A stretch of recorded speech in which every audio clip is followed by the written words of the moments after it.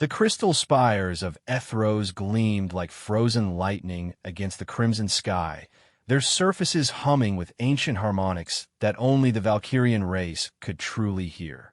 Four figures stood on the highest observation deck of the Grand Spire, their magnificent wings folded in identical poses of contemplation. The Valkyrian sisters, Lyralii, Seraphina, Celestine, and Zephyra, gazed out at the star-scattered void beyond their homeworld, each lost in thoughts as turbulent as the cosmic storms that raged in the distance. Lyralii, eldest of the four, possessed wings that shimmered with silver-blue radiance, each feather edged with what appeared to be starlight itself. Her violet eyes reflected a wisdom born of countless battles and strategic victories.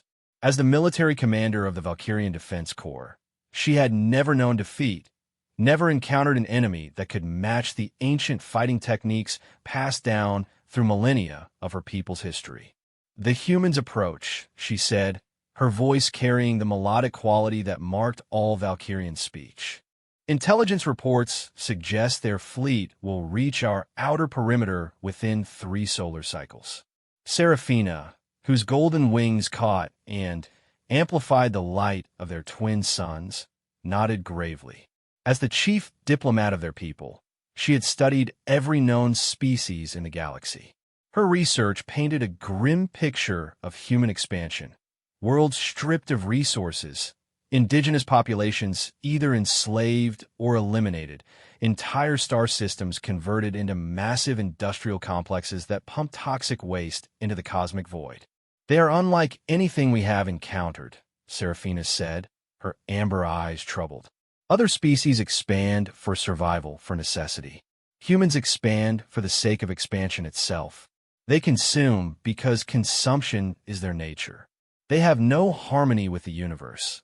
They seek to dominate it entirely."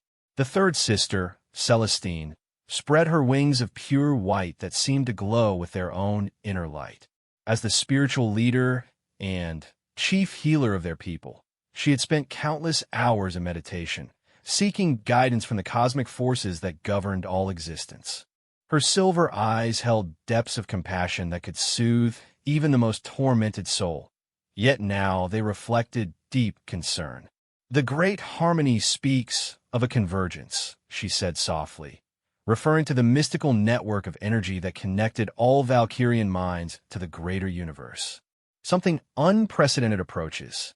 The cosmic threads are weaving patterns I cannot fully comprehend, but they center around these humans. There is significance here beyond mere territorial expansion." Zephyra, the youngest sister, possessed wings of deep emerald that caught the light like precious gems. As the chief scientist and technological innovator of their civilization, she had analyzed every scrap of data about human capabilities. What she had discovered both fascinated and terrified her. "Their technology is crude by our standards," Zephyr said, her green eyes bright with scientific curiosity mixed with apprehension. "They rely on brute force rather than elegant solutions. Their ships are massive metal constructs that tear through space rather than flowing with its currents. Yet somehow, this primitive approach has allowed them to conquer star systems that should have been able to defend themselves easily. There is something about human psychology that makes them unpredictable." The four sisters fell silent, each contemplating the implications of the approaching human fleet. The Valkyrian Empire had stood for over 50,000 years, a beacon of harmony and balance in a galaxy often torn by conflict. Their society had achieved a perfect synthesis of advanced technology, spiritual enlightenment, and martial prowess. They had never encountered a force that could threaten their way of life. Lyralii activated a holographic display with a gesture of her wing.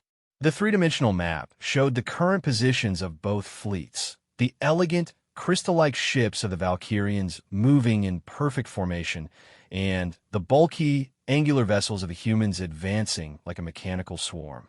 "Our ships are faster, more maneuverable, and powered by technologies they cannot comprehend," Lyralii analyzed.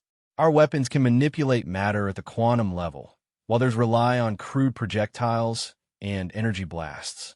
By every tactical calculation, this should be a simple defensive action. Yet I sense this will be anything but simple, Celestine murmured, her connection to the great harmony providing insights that pure logic could not.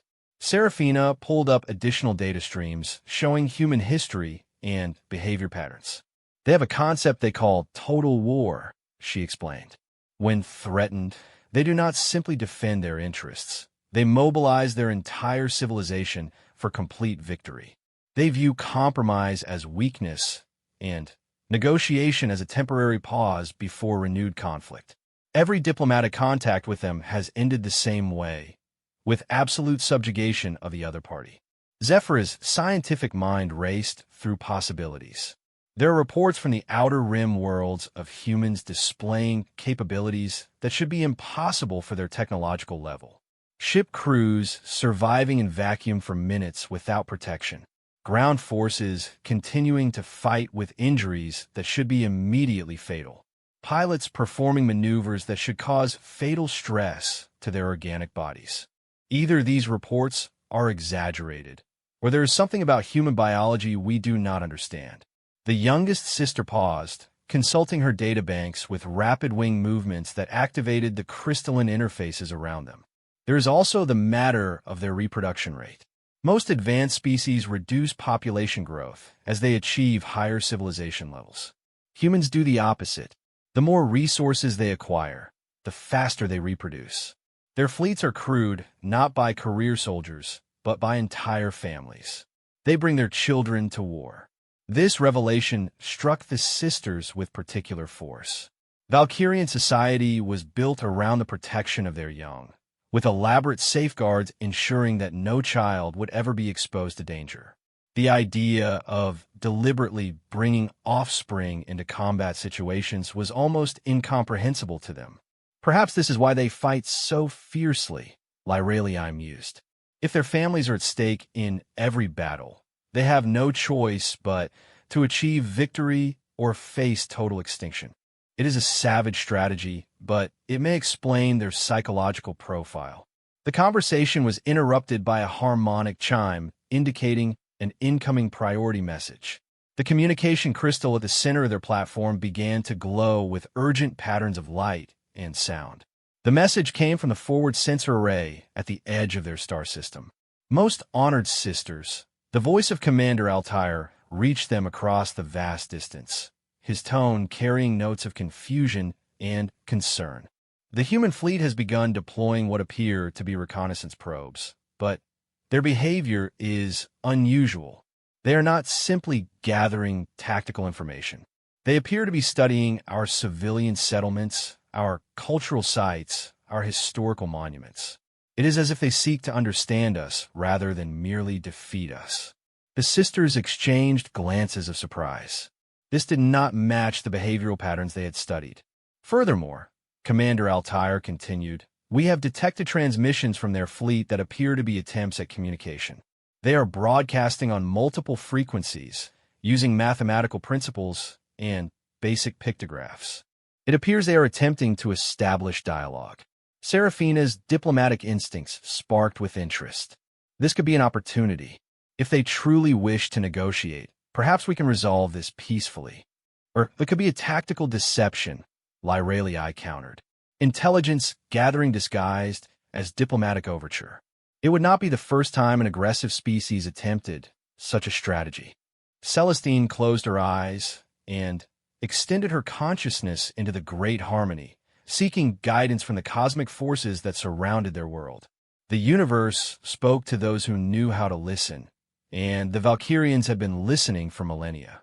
What she perceived in the cosmic patterns made her gasp in surprise. There is something else, she said, her voice filled with wonder and apprehension. The great harmony shows me patterns of destiny converging. This encounter with the humans is not random chance. It is part of a greater design.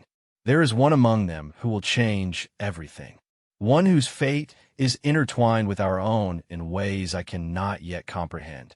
Zephyr's scientific skepticism warred with her respect for her sister's spiritual insights. Can you be more specific? What kind of change are we facing? I see fragments only, Celestine replied, her silver eyes still reflecting the cosmic visions. A human whose spirit burns with unusual intensity. One who thinks differently from his kind, yet embodies their greatest strengths. He will face a choice that will determine the fate of both our peoples. But whether that choice leads to salvation or destruction, I cannot perceive. The weight of this revelation settled over the four sisters like a heavy shroud. They had expected a military engagement, a test of their defensive capabilities against an aggressive but predictable enemy. Instead, they found themselves facing something far more complex, a convergence of destiny that could reshape the very foundations of their civilization. We must proceed carefully, Lyralii decided. I will deploy our fastest reconnaissance wings to observe their fleet movements. If they truly wish to communicate, we will evaluate their sincerity. But we must remain prepared for treachery. I will assemble our finest diplomatic corps, Seraphina added. If genuine dialogue is possible, we must be ready to engage with their finest negotiators. Understanding their psychology may be the key to avoiding unnecessary conflict. Celestine nodded solemnly. I will consult the ancient texts and meditate deeper on the cosmic patterns. If this encounter is indeed destined, there may be prophecies that speak to our situation. The wisdom of our ancestors may provide guidance for this unprecedented challenge. And I will analyze every piece of technical data we can gather, Zephyra concluded. If we're to face the unexpected, we need to understand exactly what we are dealing with. Their technology may be crude, but it has proven effective against other civilizations. We must not underestimate them. As the four sisters prepared to undertake their respective duties, the crystal spires around them resonated with harmonics of uncertainty. The peaceful stability of their world was about to be tested by forces they did not yet fully understand. In the depths of space, two vastly different civilizations were approaching a moment that would define the future of both. The human fleet continued its steady advance, each ship carrying not just weapons and soldiers, but the dreams, fears, and desperate hopes of an entire species facing an uncertain future. Among them, one individual carried a burden of responsibility that he could not yet comprehend, a choice that would echo through the corridors of history and determine whether the meeting of humans and Valkyrians would be remembered as the beginning of a golden age of cooperation or as the first step toward mutual annihilation. The cosmic winds that blew between the stars carried whispers of destiny, and on both sides of the approaching conflict, sensitive souls could feel the universe itself holding its breath in anticipation of what was to come. The four-winged sisters stood ready to defend their people with all the grace and power at their command, while somewhere in the approaching human fleet, one man struggled with doubts and decisions that would soon reshape the galaxy itself. In the grand tapestry of cosmic history, some threads are more significant than others. Some moments carry the weight of entire civilizations' futures. As the distance between the two fleets continued to shrink, both the elegant defenders and the determined invaders moved inexorably toward a convergence that would test everything they believed about themselves, their enemies, and the nature of destiny itself. The stage was set, the players were in position, and across the vast emptiness of space, two radically different visions of civilization prepared to meet in an encounter that would echo through eternity. Captain Marcus Chun stood on the bridge of the UES Determination, his weathered hands gripping the railing as he stared at the tactical display showing the approaching Valkyrian fleet. At 45, he had seen more combat than most soldiers saw in 3 lifetimes, but nothing had prepared him for this moment. The alien vessels moved with an ethereal grace that defied everything he understood about space combat, their crystalline hulls catching and reflecting light in patterns that seemed almost alive. "Sir, we're receiving multiple communication attempts from the alien fleet," reported Lieutenant Sarah Walsh, her fingers dancing across the communication array.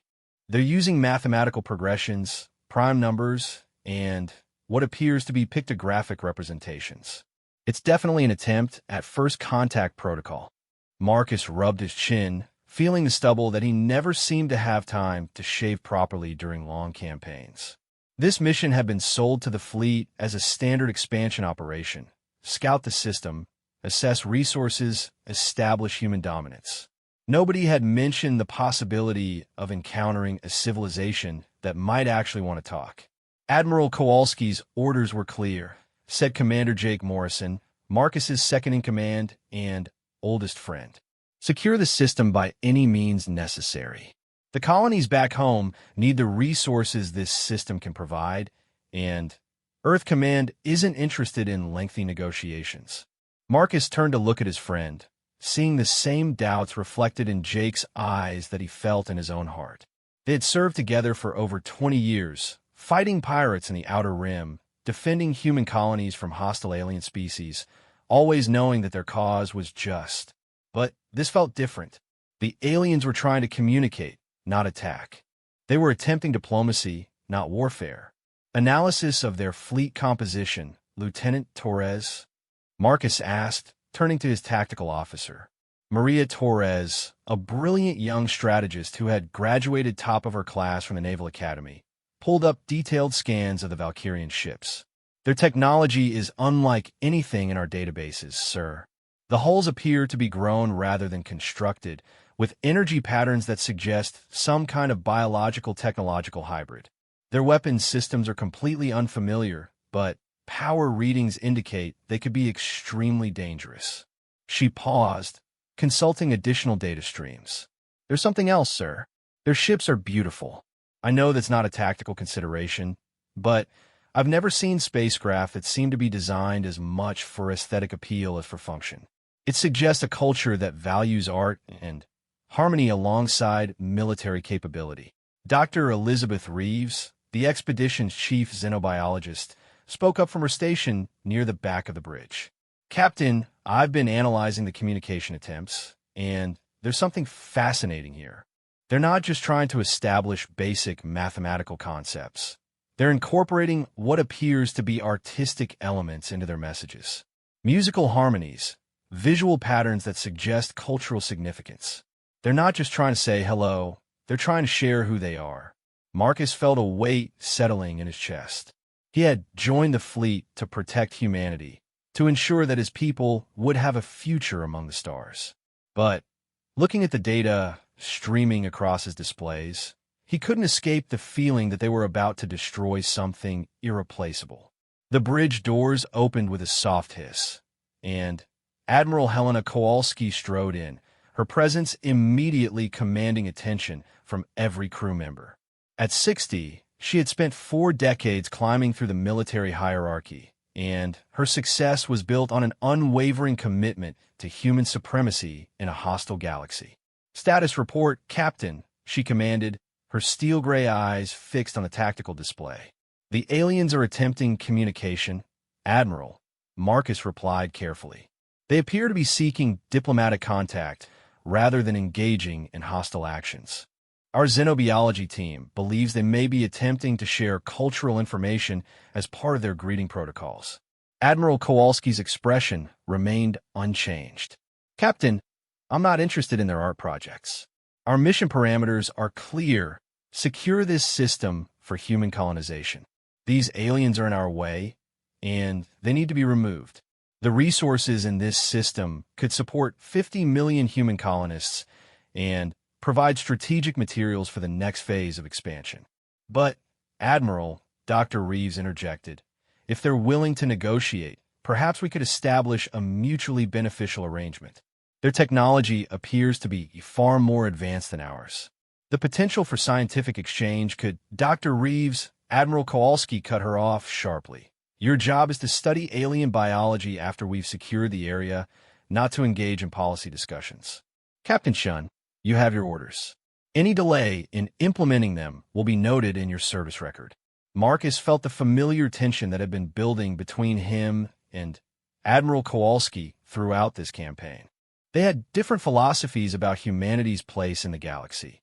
She believed in dominance through strength, while he increasingly believed in survival through wisdom. Admiral, with respect, Marcus said carefully, the tactical analysis suggests that these aliens possess superior technology. A direct confrontation might not achieve our strategic objectives. Perhaps a diplomatic approach would be more effective. The Admiral's eyes narrowed dangerously. Captain, are you questioning my orders? Before Marcus could respond, the communication array erupted with new activity.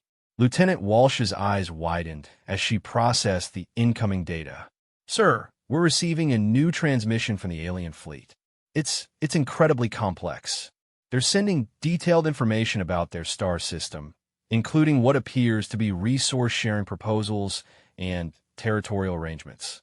They're offering to give us access to several uninhabited worlds in exchange for peaceful coexistence. The bridge fell silent as the implications sank in.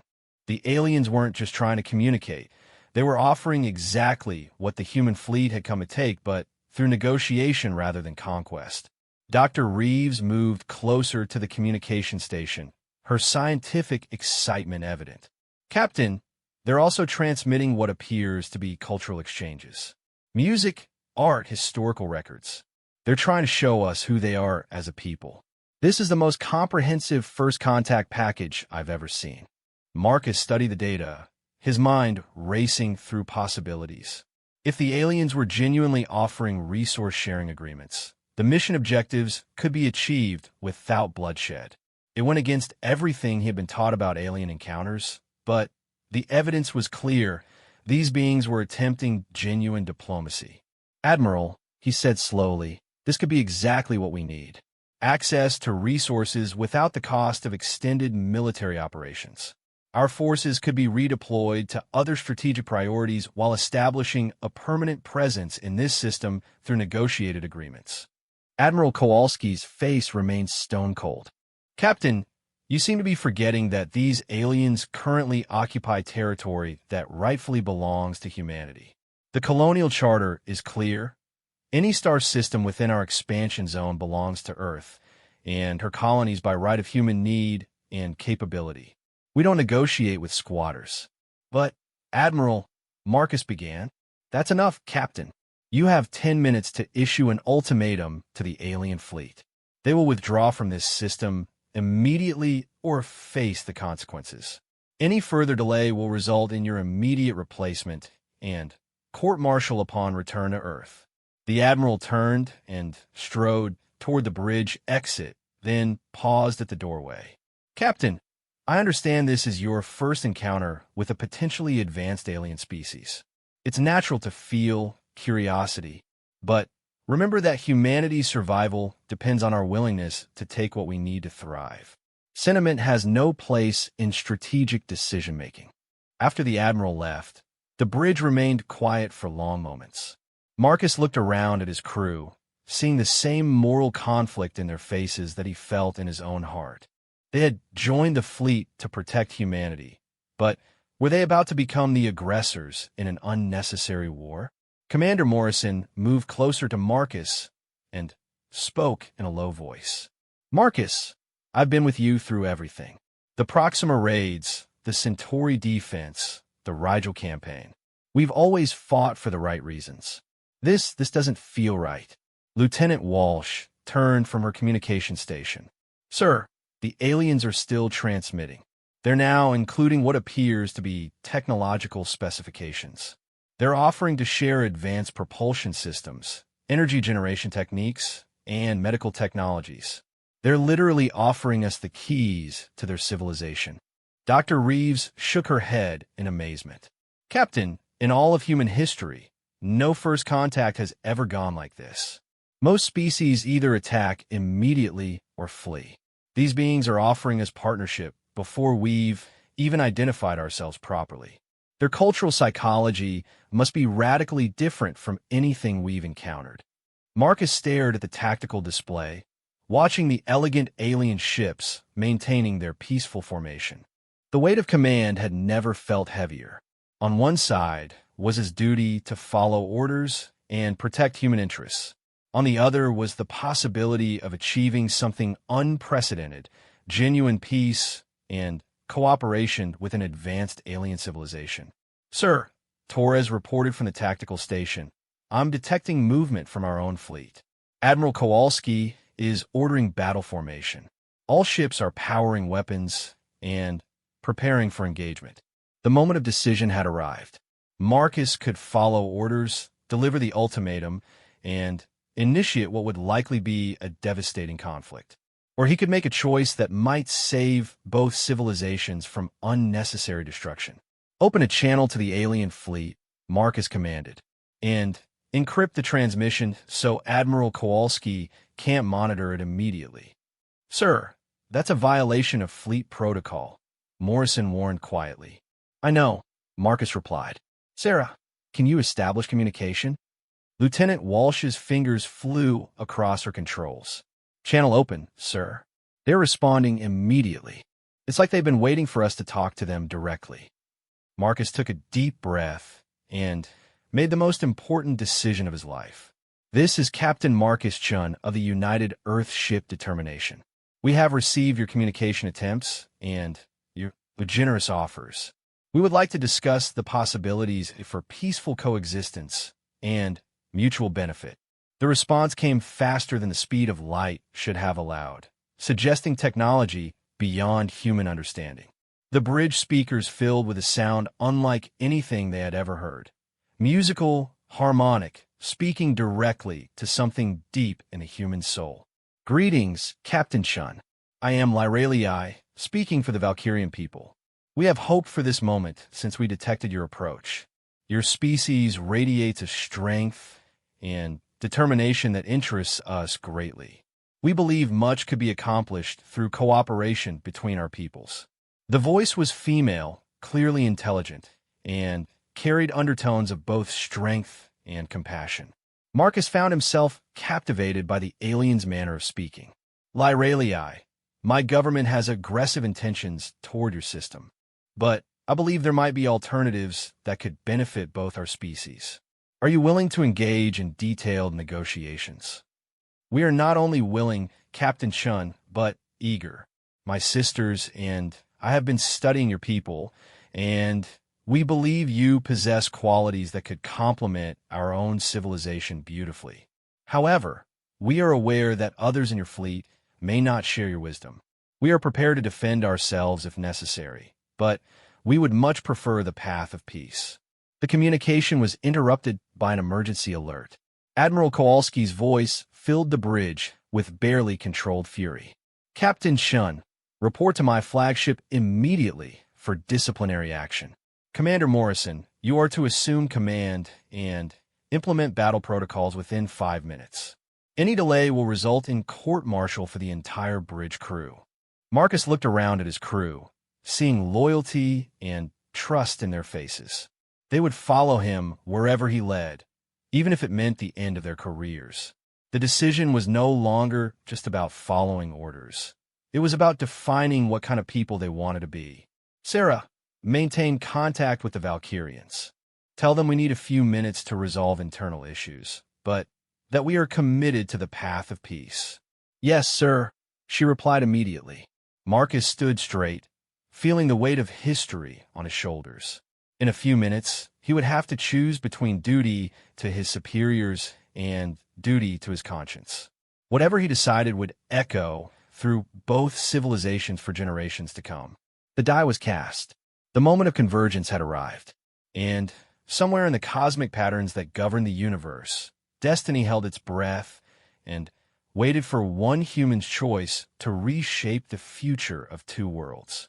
The crystalline halls of the Valkyrian flagship Harmony of Stars resonated with urgent harmonics as the four sisters converged in the central command chamber. The space itself was a marvel of biotechnological integration. Living crystal formations that pulsed with thought patterns, walls that shifted colors in response to emotional states, and an atmosphere that seemed to breathe with the collective consciousness of the ship's crew. Lyralii's silver-blue wings spread wide as she accessed the vessel's tactical systems through direct neural interface. The Valkyrian fleet maintained perfect formation around their flagship, each ship's crystalline hull singing with readiness for whatever was to come. Her violet eyes reflected the tactical displays that surrounded them, showing the human fleet moving into aggressive positions. Captain Chen's transmission was genuine, she announced to her sisters. His emotional resonance patterns indicate complete sincerity. He truly wishes to pursue peaceful resolution, but his superiors are forcing him toward conflict. The human command structure appears to be fracturing over the question of how to proceed with us. Seraphina's golden wings shimmered as she processed the diplomatic implications. This presents both opportunity and danger. If their leadership is divided, we might be able to work with the reasonable elements among them. But internal conflict often makes military organizations more aggressive, not less. They may feel compelled to prove their strength through violence. From her meditation alcove, Celestine suddenly opened her silver eyes, her white wings glowing with urgent energy. The convergence moment is upon us. The great harmony shows me the human captain standing at a crossroads of destiny. His choice in the next few minutes will determine not just the outcome of this encounter, but the future relationship between our species for generations to come. Zephyra's emerald wings fluttered as she analyzed the streams of data flowing from their sensor arrays. The humans are powering their weapons systems, but their targeting arrays remain inactive. They're preparing for battle, but haven't committed to it yet. I'm also detecting unusual energy patterns from Captain Shen's ship. He's implemented some kind of communication encryption that his own fleet can't monitor. This human is more resourceful than his technology would suggest. The command chamber filled with soft harmonics as incoming messages from the human fleet were processed and analyzed. The Valkyrian communication systems were sophisticated enough to interpret not just the words, but the emotional undertones, psychological patterns, and cultural context of every transmission. Admiral Kowalski has issued an ultimatum, Lyralii reported, her voice carrying notes of both sadness and determination. We have 5 minutes to withdraw from our own star system or face total destruction. Her emotional resonance patterns indicate absolute conviction in the righteousness of her position. She genuinely believes that human expansion justifies any level of violence against other species. Seraphina's diplomatic training allowed her to parse the complex psychological dynamics at play. This is fascinating from an anthropological perspective. Captain Shun and Admiral Kowalski represent two distinct philosophical approaches within human civilization. The captain embodies their capacity for growth, cooperation, and moral development. The admiral represents their more primitive drives for dominance and territorial expansion. Can we work with this division? Lyralii asked, her tactical mind exploring possibilities. If we can demonstrate to their reasonable elements that cooperation is more beneficial than conquest, perhaps we can influence their decision-making process. Before anyone could respond, new alarms filled the command chamber. Zephyr's analysis showed massive energy buildups throughout the human fleet as their weapon systems reached full charge. The elegant Valkyrian ships began responding automatically, their own defensive systems activating in a cascade of crystalline harmonics. They're preparing to fire, Zephyra announced grimly. But something's wrong. I'm detecting conflicting command signals from their fleet. Some ships are following Admiral Kowalski's attack orders, but others are hesitating. Captain Shin appears to be broadcasting counterorders on encrypted channels.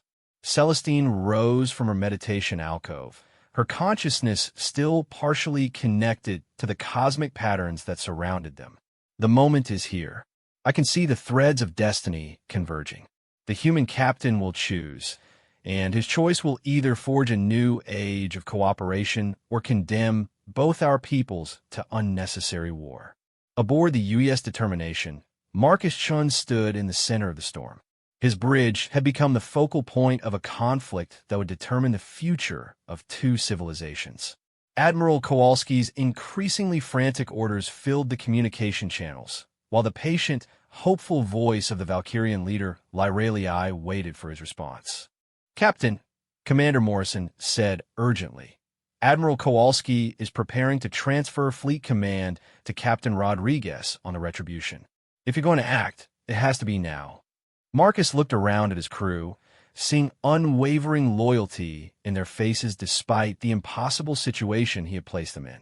Lieutenant Walsh maintained the encrypted communication channel with the Valkyrians.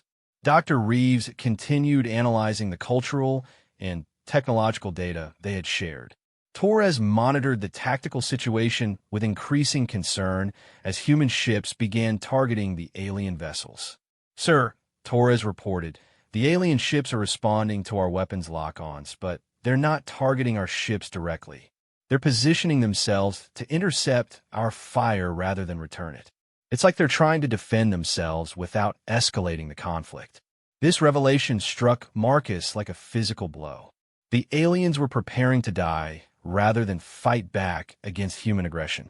They valued peace so highly that they would accept destruction before abandoning their principles. "Sarah, open the fleet-wide communication channel," Marcus commanded. "Sir, Admiral Kowalski has ordered communication silence until the engagement is complete," Morrison warned. "Override it." Emergency Command Authority. Lieutenant Walsh's fingers flew across her controls. "Channel open, sir. The entire fleet can hear you." Marcus took a deep breath and spoke to his fellow humans across the vast fleet. "This is Captain Marcus Chun of the Determination. I'm addressing all fleet personnel regarding our current situation. The alien species we've encountered has offered us everything we came here to take: resources, territory, technology, through peaceful negotiation. They're willing to share their star system with us in exchange for cooperation and mutual respect." He could see the tactical displays showing human ships hesitating as his words reached them. "These beings have offered us partnership instead of requiring us to take what we need through violence. They've shared advanced technology that could revolutionize human civilization. And in response to our aggression, they're preparing to die rather than fight back. They value peace so highly that they would rather be destroyed than abandon their principles." The communication channel erupted with responses from across the fleet. Some ship captains expressed support for Marcus's position, while others demanded he follow orders. The unified human command structure was fracturing in real time. Admiral Kowalski's voice cut through the chaos. "Captain Chun, you are relieved of duty effective immediately. Security teams are en route to arrest you for treason. All ships, ignore the previous transmission and engage the alien fleet immediately." But Marcus wasn't finished. "Fellow humans, I ask you to consider what kind of people we want to be as we spread across the galaxy. Do we want to be conquerors who take what we need through violence, or explorers who build alliances and share the wonders of the universe with other intelligent species? The choice we make here will define humanity's future among the stars." The response from Lyralii came immediately. "Captain Chun, we have been monitoring your fleet communications. We understand the difficult position you are in. We want you to know that whatever happens, your courage in standing for peace will be remembered by our people. You represent the finest aspects of human potential."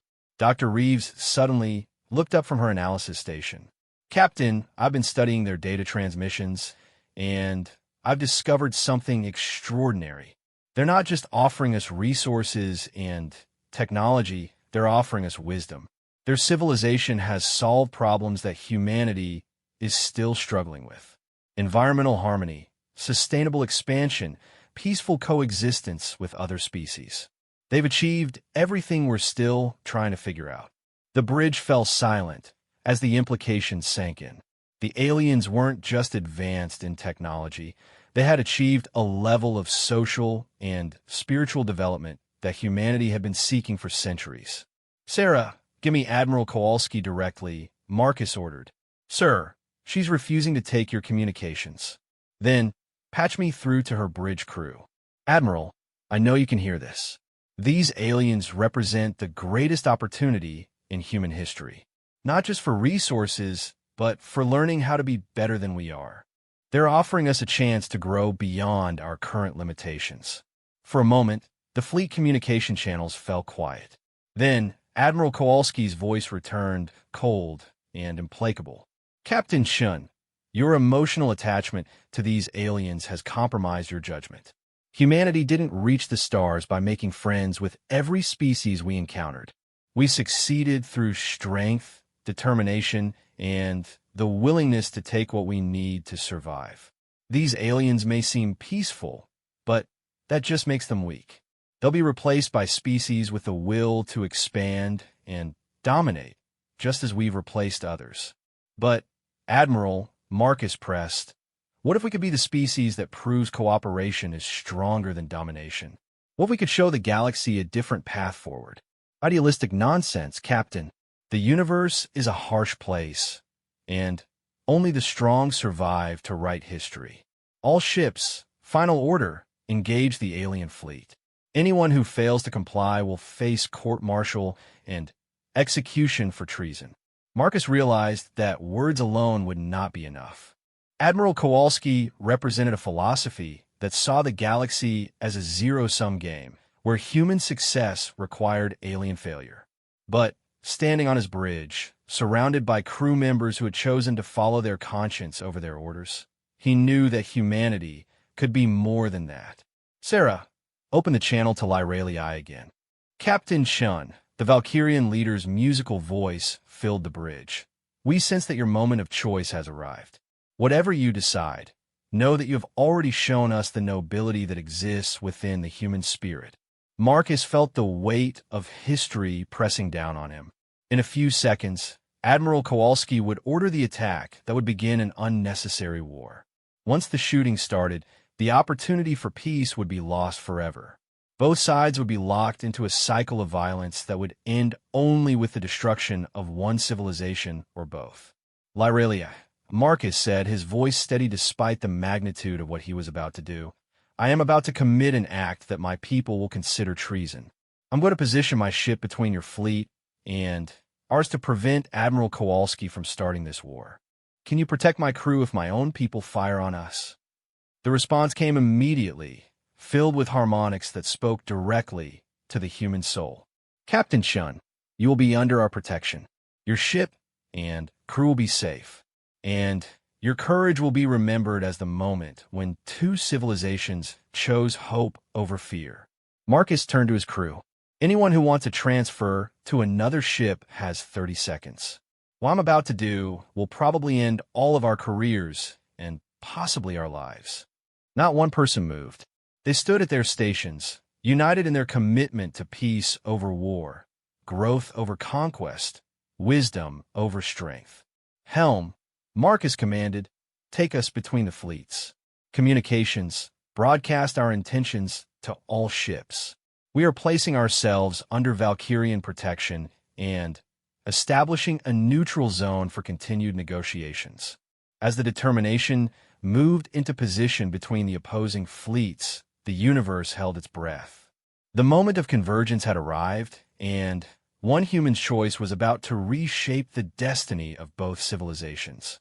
In the cosmic patterns that connected all things, new threads of possibility began to weave themselves into existence, creating pathways toward a future that neither species could have imagined alone. The space between the two fleets shimmered with unprecedented energy as the UES determination took its position in the neutral zone. Around Captain Shen's ship, a protective barrier of crystalline light began to form, the Valkyrian defense grid extending its protection to encompass the human vessel and its crew. The sight was breathtaking, like watching stardust weave itself into a cocoon of pure radiance.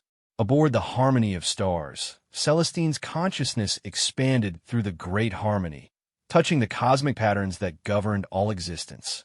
What she perceived made her silver eyes widen with wonder and terror. Sisters, she said, her voice resonating with cosmic harmonics, the convergence is beyond what I had foreseen. This human's choice has created a new thread in the fabric of reality itself. The universe is reshaping itself around this moment. Lyralii watched the tactical displays with growing amazement. The human fleet is dividing. 17 ships have broken formation to join Captain Shun in the neutral zone. They're abandoning their attack positions and requesting protection under our defensive grid. I never imagined that a significant portion of their fleet would choose cooperation over orders. Seraphina's golden wings shimmered as she processed the implications. This is unprecedented in our diplomatic archives. An alien military force is splitting along moral lines in real time. Some are choosing peace despite the personal cost, while others remain committed to aggression. We are witnessing the birth of a new faction within human civilization. Zephyra's scientific mind raced as she analyzed the energy patterns flowing between ships. The humans who have joined Captain Chun are displaying remarkable courage. They're effectively committing treason against their own government to stand for principles they believe in. This level of moral conviction is exactly what our ancient texts describe as the foundation for true advancement. The communication channels erupted as Admiral Kowalski's fury reached new heights. Captain Chun, you have committed the highest form of treason in human history. You and every ship that has joined you will be destroyed for your betrayal of humanity. All loyal vessels, target the traitors first, then the aliens. We will not allow this contamination to spread. But her words had the opposite effect. More human ships began breaking formation, their captains choosing conscience over obedience. The elegant Valkyrian protective grid expanded to encompass each new arrival, creating a growing sanctuary of cooperation amidst the chaos of divided loyalties. Dr. Reeves worked frantically at her analysis station, her excitement growing with each new piece of data. Captain, the Valkyrians are sharing their complete technological database with us. Advanced propulsion, energy generation, medical techniques, environmental restoration, everything they've learned over 50,000 years of civilization. They're literally offering us millennia of advancement in exchange for peace. Lieutenant Walsh looked up from her communication console with tears in her eyes. Sir, we're receiving messages from throughout the fleet. Crew members are requesting transfers to ships that have joined the neutral zone. Some are abandoning their posts to shuttle over in escape pods. The demand for peaceful resolution is growing exponentially. Commander Morrison studied the tactical displays with both pride and concern. Marcus, you've triggered something extraordinary. But Admiral Kowalski still commands the majority of the fleet, and her remaining ships are among the most heavily armed. She has the firepower to destroy all of us, along with the Valkyrian fleet. Marcus felt the weight of responsibility pressing down on him like a physical force. His choice had created this moment, but the ultimate outcome still hung in the balance. Sarah, give me a direct communication link with Admiral Kowalski. I need to try once more to make her understand what we're facing. The channel opened with a crackle of static and barely controlled rage. You have 30 seconds, Chun, before I classify you as an enemy combatant. Helena, Marcus said, using her first name deliberately, look at what's happening. A third of our fleet has chosen peace over war. Your own crews are abandoning their posts to join the neutral zone. The people we're supposed to be protecting are telling us they want cooperation, not conquest. How can we ignore the will of the very people we serve? Because they don't understand the stakes, Admiral Kowalski replied coldly. They see the aliens' pretty light shows and advanced technology, and they think these beings are benevolent. But I've studied galactic history. Every advanced species eventually turns predatory. These aliens are offering us gifts now because they see us as a threat. Give them time to study our weaknesses, and they'll find ways to eliminate us completely. Dr. Reeves activated her communication link. Admiral Kowalski, this is Dr. Reeves. I've been analyzing Valkyrian culture and history for the past several hours. Their civilization has existed for 50,000 years, and there is no evidence of expansionist behavior or aggression toward other species. They've had contact with 17 different alien civilizations and have peaceful relationships with all of them. They're not predators, they're teachers. Dr. Reeves, your academic perspective has no place in military decision-making, the Admiral snapped. These aliens may have fooled other species with their peaceful act, but humans don't fall for deception so easily. It was Lyralii herself who responded, her musical voice carrying across the communication channels to reach every human ship. Admiral Kowalski, I understand your concern for your people's safety. The galaxy can indeed be dangerous, and protecting one's own species is the highest form of responsibility. But consider this, we have observed your people's approach for weeks. We could have destroyed your fleet while it was still days away from our system. Instead, we chose to study you, to understand you, to find ways to coexist peacefully. The Valkyrian leader paused, letting her words sink in before continuing. We have shared our most advanced technologies with Captain Shin's group, not as bribery, but as evidence of our sincere desire for partnership. Your species has qualities that intrigue us: determination, creativity, the ability to make difficult moral choices under pressure. We believe that together, our peoples could achieve things that neither could accomplish alone. Admiral Kowalski's response came after a long pause. Pretty words from a species that has never faced real adversity. You've had 50,000 years of peace because you've never encountered anything like humanity. We don't have the luxury of your naive optimism. Celestine's voice suddenly joined the communication, carrying harmonics that spoke directly to something deep in the human psyche. Admiral, I have touched the cosmic patterns that connect all things, and I have seen the threads of your species' destiny. You stand at a crossroads not just of policy, but of evolution. The path of dominance and conquest leads to isolation and eventual extinction. The path of cooperation and growth leads to transcendence beyond anything your people have yet imagined. Mystical nonsense, Admiral Kowalski replied, but there was less conviction in her voice. Zephyr's scientific analysis added another dimension. Admiral, consider the mathematics of expansion through conquest versus growth through cooperation. Your current model requires constant warfare, enormous resource expenditure, and creates enemies throughout the galaxy. Our model offers shared technological advancement, mutual defense agreements, and sustainable growth that benefits all participants. From a purely logical standpoint, cooperation is more efficient. The communication channels fell silent for long moments. When Admiral Kowalski spoke again, her voice carried notes of uncertainty. You offer partnership now, but what happens when human colonies outnumber yours? What happens when our expansion needs conflict with your territorial requirements? What happens when human ambition inevitably leads to competition with Valkyrian interests? It was Marcus who answered. Helena, what happens is that we grow up. We evolve beyond the zero-sum thinking that has trapped us for so long. We learn to see the galaxy as a place big enough for everyone, with resources abundant enough to share, and challenges large enough to require cooperation from all intelligent species. Seraphina's diplomatic expertise guided her response. Admiral, you ask important questions about the future. We propose a gradual integration process. Joint colonies where our peoples can learn to work together, shared research projects that benefit both civilizations, and cultural exchange programs that help us understand each other's perspectives.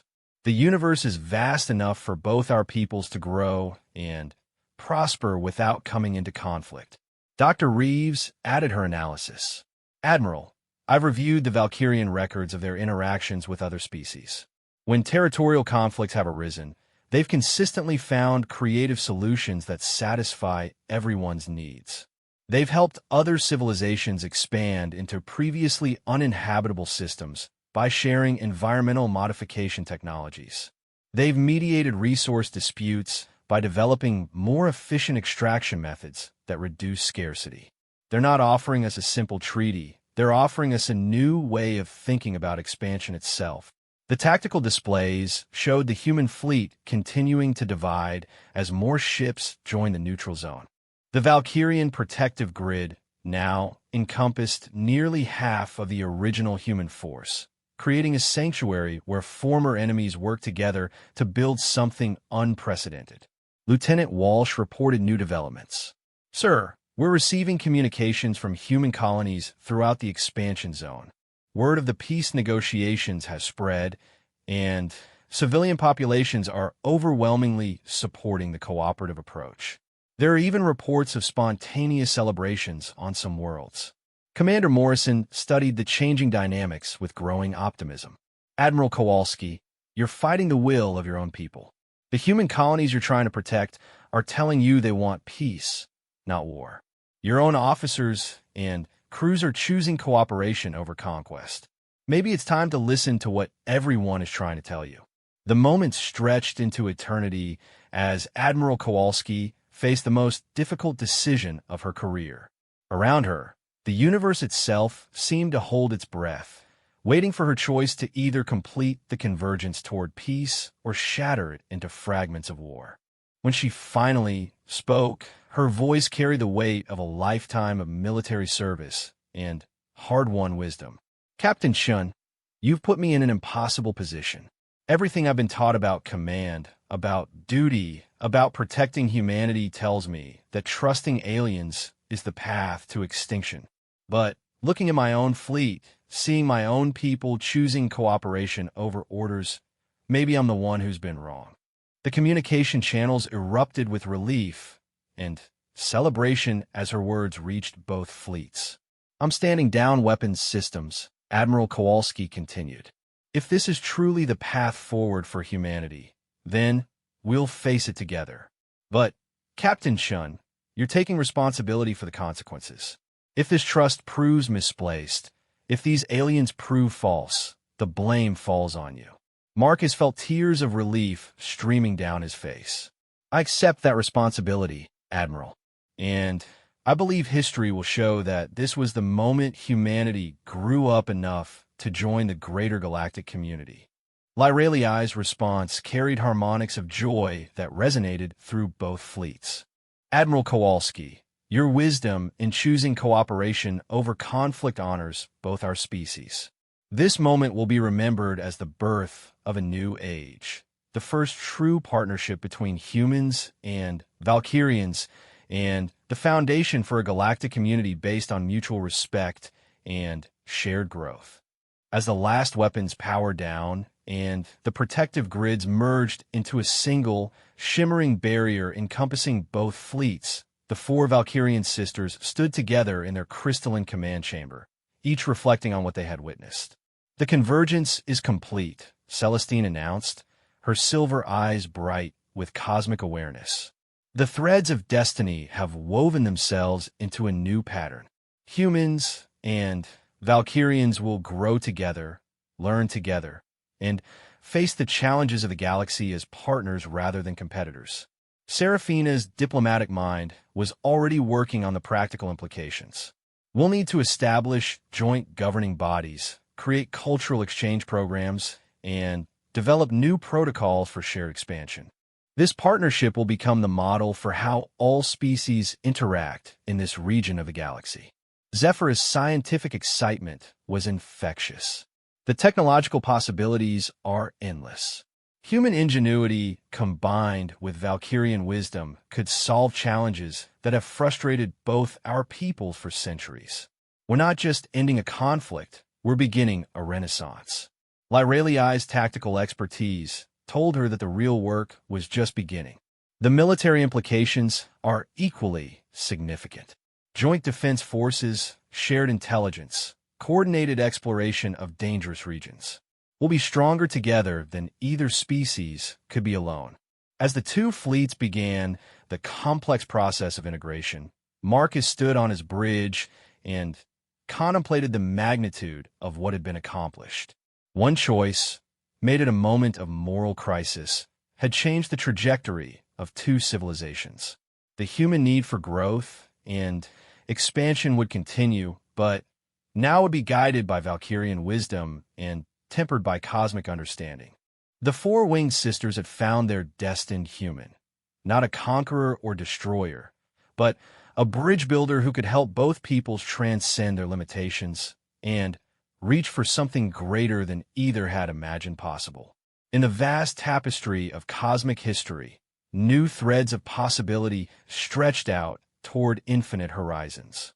The age of conquest was ending, and the age of cooperation was beginning.